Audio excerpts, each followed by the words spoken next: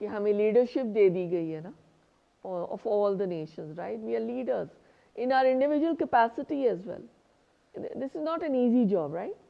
کہ ہم کریں تو کریں, نہیں کریں تو نہیں کریں, یا اگر کرنے کے لیے جب اب ہم کھڑے ہو گئے, ہم نے اپنی کمر کس لی ہے, تو اتنا آسان نہیں ہوگا.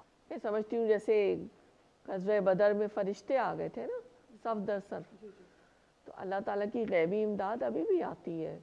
اللہ سبحانہ و تعالیٰ از دا گریٹسٹ ڈاکٹر, اور تو پھر نماز کی دوائی اور صبر کی دوائی. الوجود بذكر الإله وتصفو الحياة بنور هدى. ڈاکٹر صاحبہ میرا اپنا آپ سے اگلا سوال ہے کہ امت مسلمہ کے منصب کی جو ذمہ داریاں ہیں ان کو ادا کرنے کے لیے کن چیزوں سے مدد لی جا سکتی ہے؟ جی, یہ اللہ تعالیٰ فرماتے ہیں سورہ بقرہ میں نا 153 153, یا ایھا الذین آمنوا استعینوا بالصبر والصلاۃ ان اللہ مع الصابرین. اے ایمان لانے والو, صبر اور نماز سے مدد لیا کرو, بے شک اللہ صبر کرنے والوں کے ساتھ ہے. امت کو ضروری ہدایات کیا دی جا رہی ہیں کہ یہ کوئی آسان کام تو نہیں ہے نا. امت وسط کے بارے میں بھی ہمارا جو پچھلا سوال گزرا کہ ہمیں لیڈرشپ دے دی گئی ہے نا of all the nations, right? We are leaders in our individual capacity as well. فرد, افراد, اور پھر قوم, اور قومیں مل کر اقوام, اور ساری اقوام مل کر پوری دنیا. ٹھیک ہے نا, ایسا ہی ہوتا ہے نا دائرے جب پھیلتے ہیں.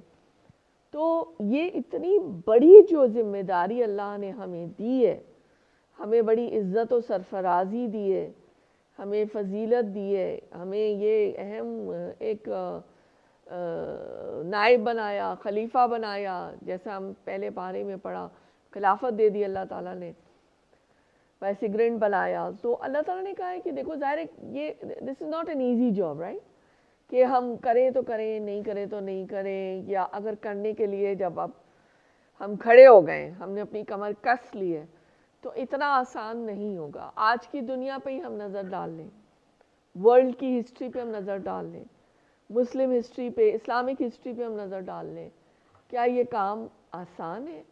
یہ کام بہت کٹھن ہے. تو اللہ تعالیٰ کیا کہہ رہے ہیں, دو چیزوں سے مدد لو. یہاں پہ اس آیت کے حوالے سے ہم بات کریں, ویسے تو اللہ تعالیٰ نے اور بھی پورے قرآن میں جگہ جگہ رہنمائیاں کی ہے کہ صبر کرو, صبر کی کوشش, صبر اور نماز. یعنی نماز فرض کا تو کوئی مطلب سوال ہی پیدا نہیں ہوتا نا, کوئی کانسیپٹ نہیں ہے اس کو چھوڑنے کا جان بوجھ کر. لیکن نماز میں بھی دعا, اور نفل نمازیں جو ہیں جو بتائی گئی ہیں اس میں اگر ہم خصوصی دعا کریں گے تو اللہ تعالیٰ کی, میں یہ مان نہیں سکتی کہ اللہ تعالیٰ کی خاص مدد جو ہے نا وہ مومنین کے لیے کیوں نہیں آئے گی. میں سمجھتی ہوں جیسے غزوہ بدر میں فرشتے آ گئے تھے نا صف در صف, تو اللہ تعالیٰ کی غیبی امداد ابھی بھی آتی ہے, اور ضروری نہیں کہ ہم اس کو ہر وقت دیکھ سکیں. تو یہی بات ہو جاتی ہے کہ جب ہم کوئی نعمت ہے تو آرام ہے اور راحت, ایک تو یہ کیفیت ہوتی ہے نا, گھر میں ہم ہوتے ہیں آرام سے ہیں اس میں ہیں, یا اگر کوئی چھوٹی سی مثال دیتی ہوں, لائٹ چلی جائے تو پھر تکلیف ہوتی ہے, پریشانی ہوتی ہے, گرمی ہے. لیکن اللہ تعالیٰ کیا کہہ رہے ہیں کہ نعمت میں شکر کرنا ہے, اور اگر کوئی تکلیف ہے, یہ تو بہت بڑے مشن کی ہم بات کر رہے ہیں نا, تو پھر صبر کرنا ہے, اور اللہ سے مدد. ایک حدیث سے پاک ہے جس میں رسول اکرم صلی اللہ علیہ وسلم فرماتے ہیں کہ مومن کا معاملہ بھی عجیب ہے, اس سے خوشی پہنچتی ہے تو اللہ کا شکر ادا کرتا ہے, اور اگر تکلیف پہنچتی ہے تو صبر کرتا ہے. دونوں ہی حالتیں اس کے لیے خیر ہے, اور یہ صحیح مسلم کی حدیث ہے. اس میں یہ سوچ رہی تھی, اور اکثر اس طرح سے سوچتی ہوں کیونکہ میں نے بھی میڈیسن پڑھا تھا, تو پھر ڈاکٹرز کو ڈاکٹر والے خیالات آ جاتے ہیں کہ ایک ڈاکٹرز پرسکرپشن ہے, اوپر تو سارے ڈاکٹر کا نام اور ڈگریز اور جو کچھ بھی آ گئی, اور اس کے بعد ٹریٹمنٹ, اور پہلے تو بیماری کی ڈائگنوسس ہوگی, اور فرض کریں کہ ناشکری ہو رہی ہے یا سس ہمت ہار ہے, تو اس کے بعد اس کے لیے نسخہ کیا تجویز اللہ سبحانہ و تعالیٰ از دا گریٹسٹ ڈاکٹر. اور تو پھر نماز کی دوائی اور صبر کی دوائی. نماز کے اندر ظاہر مدد حاصل کریں گے, اور ایک شعوری نماز جو ہوتی ہے نا, اور شعوری دعا, اور صبر بھی وہ ہو جو کہ ایک شعور اور راضی رہنے والا, دل راضی ہو, وہ والا ہو.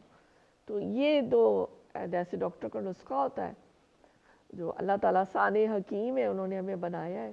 تو یہ اللہ تعالیٰ نے یہاں پر ایک ناشکری کفران نعمت کا ایک نسخہ یہاں پہ تجویز کیا ہے, جس سے کامیابی انشاءاللہ مل جائے گی.